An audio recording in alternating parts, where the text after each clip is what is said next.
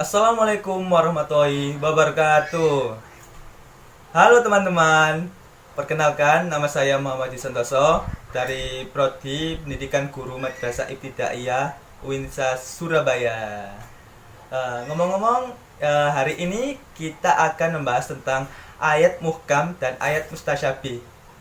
Sudah tahu apa itu ayat muhkam dan ayat mustasyabih?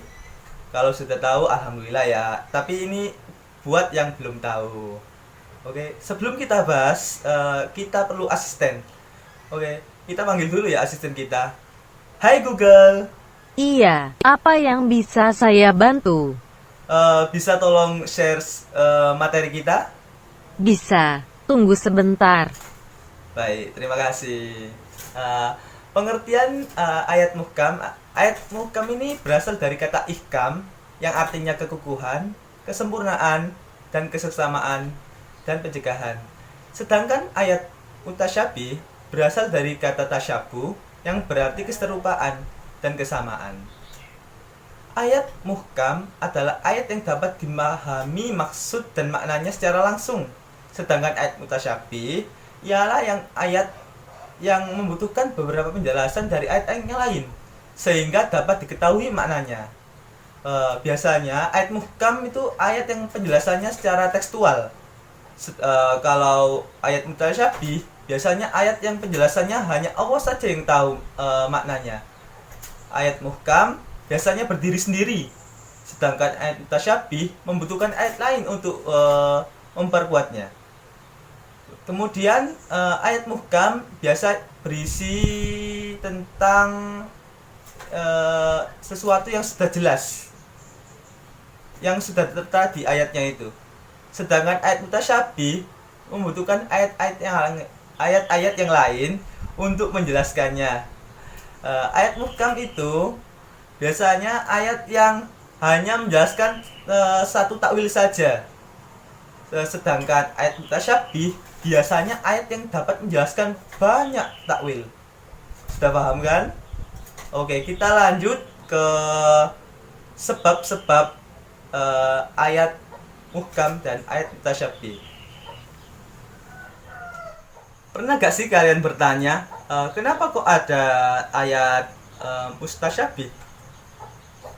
Kenapa kok pada Al-Quran kok nggak semua muhkam? Ya, ada sebabnya.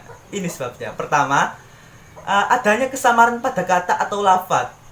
Kedua, kesamaran pada makna ayat. Ketiga, kesamaran pada kata dan maknanya. Pada kesamaran pada kata atau lafaz ini dibagi menjadi dua. Kesamaran dari aspek lafaz mufradnya karena terdiri dari lafaz yang gharib atau yang mustarok bermakna ganda.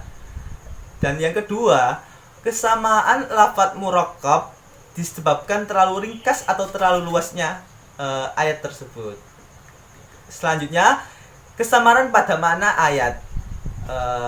Kesamaran pada makna ayat ini contohnya pada ayat-ayat Al-Quran yang menggambarkan kenikmatan surga, siksa neraka, dan ihwal dari hari kiamat karena akal pikiran manusia yang tidak bisa menjangkau semua hal tersebut. Ketiga, kesamaran pada makna kata dan maknanya ini ada dibagi menjadi 4. Aspek kuantitas atau dalam bahasa Arabnya al-kamiyah seperti masalah umum atau khusus. Contohnya dalam Quran surat at-Taubah ayat 5. Bisa cari sendiri. Aspek yang kedua adalah aspek cara atau al-khailifiyah yang seperti cara melaksanakan kewajiban agama dan sunnahnya. Ketiga, aspek waktu.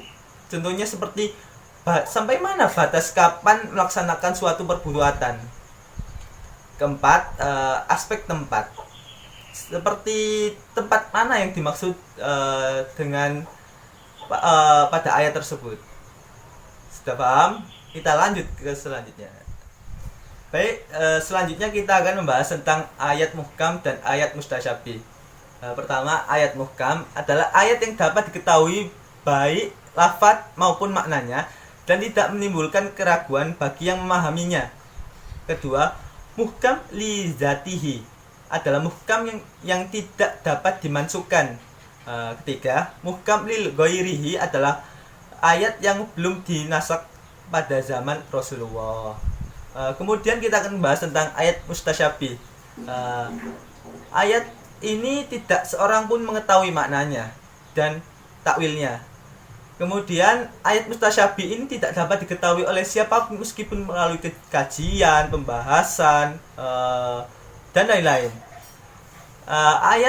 Kemudian ayat yang hanya dapat diketahui maksudnya oleh ulama tertentu yang memiliki ilmu yang tinggi, yang berarti bersih dan selalu menganalisa dan juga menghayati makna Al-Quran. Kita akan membahas tentang contoh-contoh dari ayat muhkam dan ayat mustasyabih. Pertama, contoh dari ayat muhkam ini ada pada Quran surat Al-Baqarah ayat 275. Bismillahirrahmanirrahim. Wa khallawahul bai'a wa karramar riba. Artinya, Allah telah menghalalkan jual beli dan mengharamkan riba. Pada ayat ini telah jelas dikatakan bahwa Allah itu telah menghalalkan jual beli dan mengharamkan riba. Jadi ayat ini dapat berdiri sendiri dan memenuhi ciri-ciri dan karakteristik dari ayat muhkam. Kemudian kita akan membahas tentang ayat mustasyabih. Itu ada pada dalam Quran surat Al-Fat ayat 10. Bismillahirrahmanirrahim. Yadullahi fawqa abadihim. Artinya tangan-tangan Allah di atas tangan mereka. Masih samar-samar kan, kita belum tahu maksud dari tangan-tangan Allah di atas tangan mereka itu maksudnya apa. Terus ada Quran surat Asy-Syu'ara ayat 11. Bismillahirrahmanirrahim.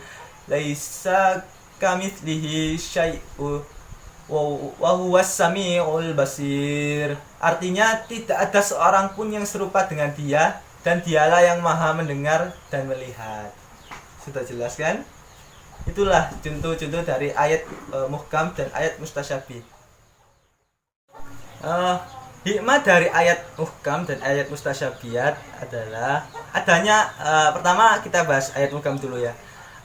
Dengan adanya ayat muhkam itu memudahkan manusia mengetahui arti dan maknanya, dan juga memudahkan manusia dalam menghayati makna dari Al-Quran itu tadi.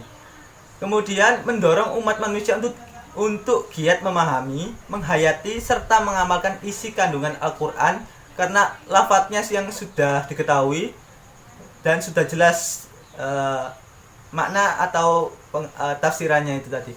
Kemudian yang ketiga itu menghilangkan kesulitan dan kebingungan umat manusia dalam mempelajari isi ayat tersebut. Yang keempat, memperlancar usaha penafsiran dan penjelasan makna kandungan ayat-ayat Al-Quran. Kemudian hikmah adanya ayat mustasyabihah adalah sebagai ujian dan cobaan terhadap ketakwaan iman umat manusia. Kemudian membuktikan kelemahan dan kebodohan manusia. Sebesar apapun usaha atau persiapan manusia, mesti ada kekurangan dan kelemahannya. Hal ini menunjukkan betapa besarnya kekuasaan Allah dan kekuasaan ilmunya. Ketiga, mendorong umat manusia untuk giat belajar, tekun bernalar, dan rajin meneliti. Keempat, memperlihatkan kemukjizatan Al-Quran, kegigihan, mutu sastra, dan balaghahnya, agar manusia menyadari sepenuhnya bahwa kitab itu bukanlah karangan manusia semata, melainkan wahyu yang turun kepada Nabi Muhammad dari Allah. Jadi kesimpulannya adalah penting bagi kita untuk pelajari ayat muhkam dan ayat mutasyabih, karena kita bisa mengetahui yang mana ayat muhkam dan yang mana ayat mutasyabih. Apa itu ayat muhkam dan apa itu ayat mutasyabih. Kita jadi mengetahui perbedaan dari masing-masing ayat itu. Mengapa dikatakan ayat itu muhkam, mengapa ayat itu dikatakan ayat mustasyabih. Dan kita juga dapat menerima hikmah dari ayat mempelajari ayat-ayat tersebut seperti yang sudah saya jelaskan tadi. Jadi penting bagi kita untuk mempelajari ayat ini hukam ayat atau ayat ini mustasyabih. Sekian dari saya. Apabila ada kesalahan dalam penyampaian materi, saya mohon maaf. Dan juga apabila ada pertanyaan atau sesuatu yang belum dipahami, bisa komen di kolom komentar di bawah ini. Saya akan menjelaskannya di video selanjutnya. Terima kasih. Assalamualaikum warahmatullahi wabarakatuh.